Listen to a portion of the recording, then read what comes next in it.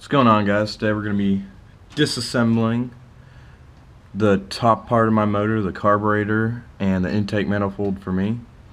Most of you guys are just going to be doing the Max-Efi 500 fuel injection kit, so you will not have to take off the intake manifold.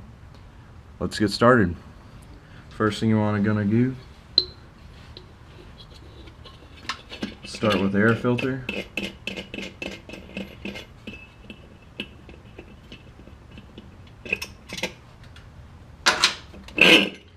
First thing that's going to come off.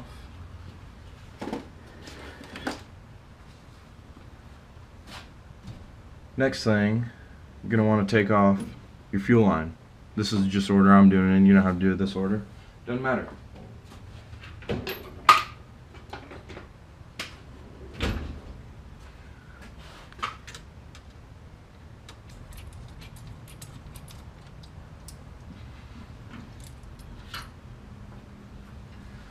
Alright, next thing you're going to want to do is take off all your vacuum lines and whatnot. Got the distributor vacuum line. This vacuum line's for my transmission. Then I also have the brake booster line in the back, which I'm going to take that off after the carburetor's unbolted.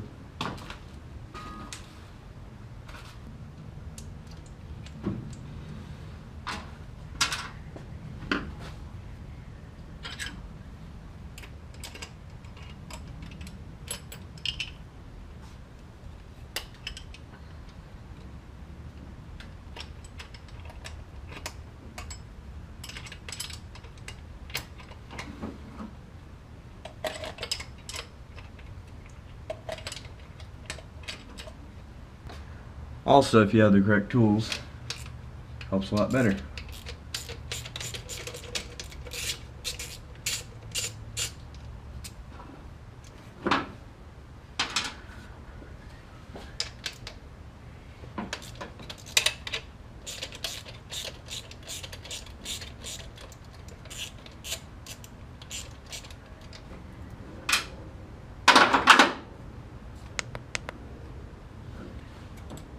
And you're also going to want to take apart your throttle assembly, take off the throttle cable, and in my case a kickdown cable since I have an automatic transmission.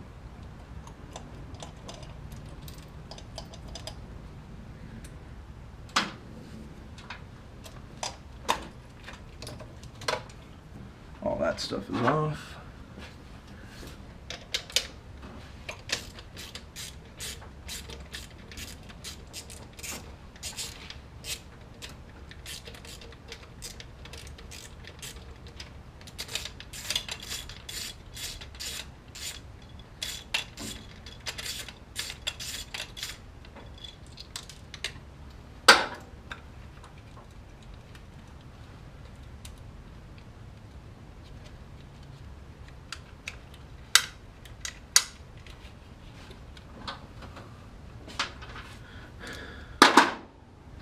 Alright, once you get those 4 bolts or nuts out, depending on what you have, carburetor comes right off.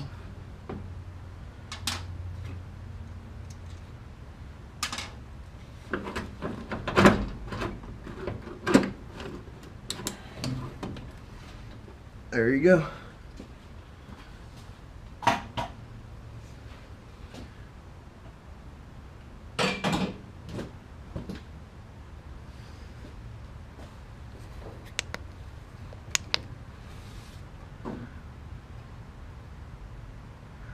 Alright, now that that's off, in the manual itself it says to drain about half of your coolant inside your truck, so you can put in the temp sensor. I'm going to go ahead and do that right now.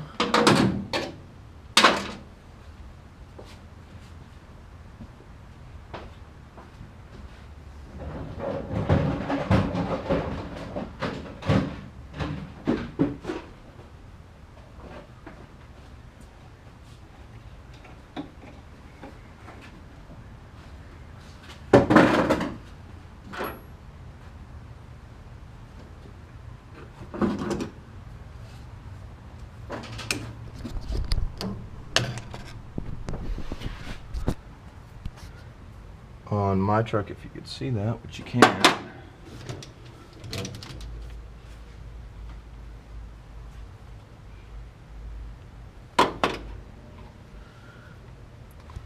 That little petcock right there, you just twist that and all the antifreeze is going to start pouring out.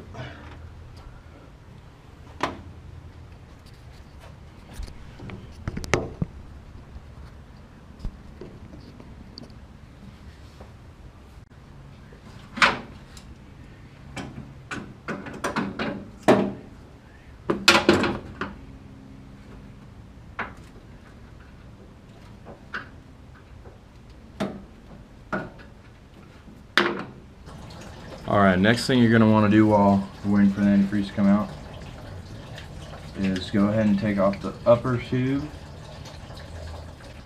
And in my case, since I'm taking off the intake manifold, I'm going to want to go ahead and remove the alternator.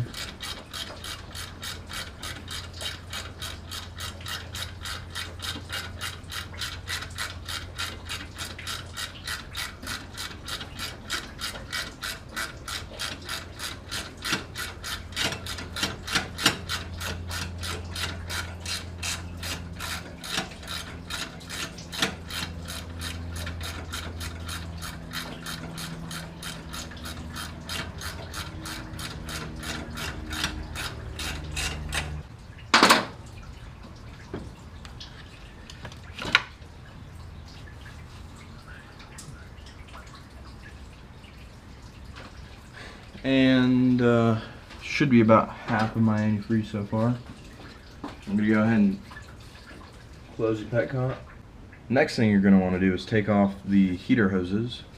Make sure there's no more antifreeze inside the tube or the hoses, so it won't spill everywhere. And I'm going to go ahead and take off the factory temp sensor, so it's easier to get off than having the intake manifold off the engine.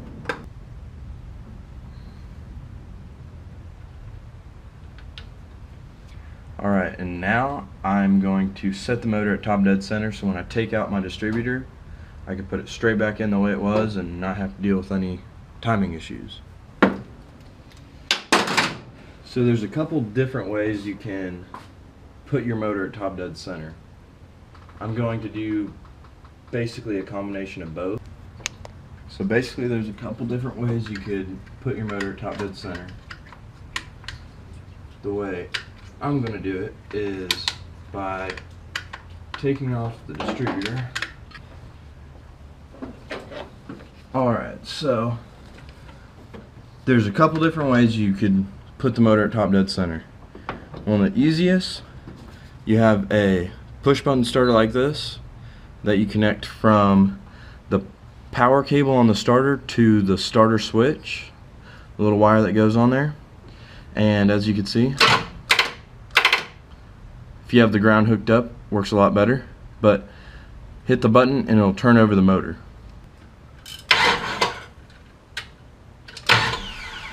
As you can see, works a lot better.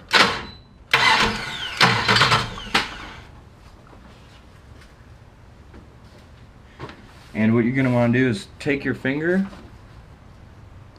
and you're going to put your finger, once you take out the spark plug, put your finger in the hole, and you're going to hear it psh, as a compression stroke comes up, and that's going to be top dead center.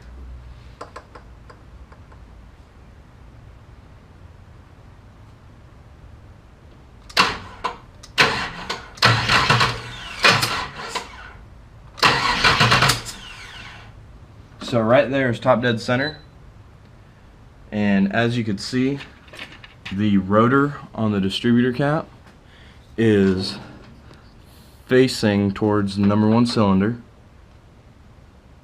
And yeah, now what I'm going to do is I'm going to mark where the timing is, so where the tip of this rotor is onto this computer chip. I'm just going to put a little mark on there, so when I put the distributor back in, it's going to be right where it needs to be.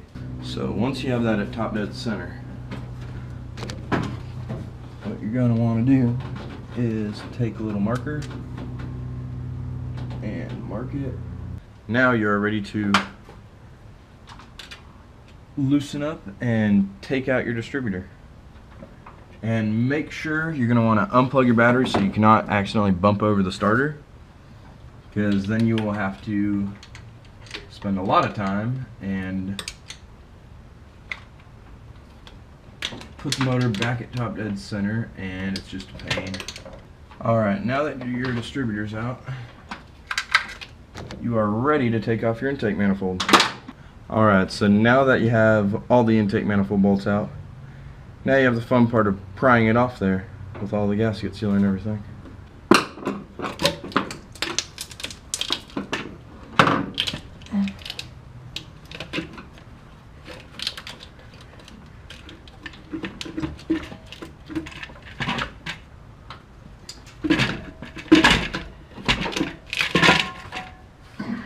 And that is how you take off your intake manifold.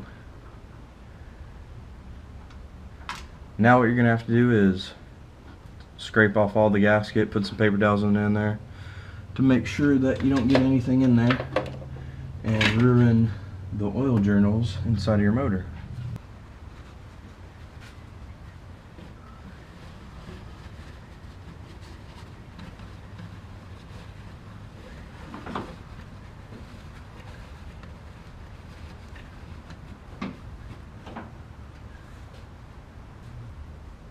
And you're also going to want to put a plug in there to keep it from getting a bunch of this gasket material in there.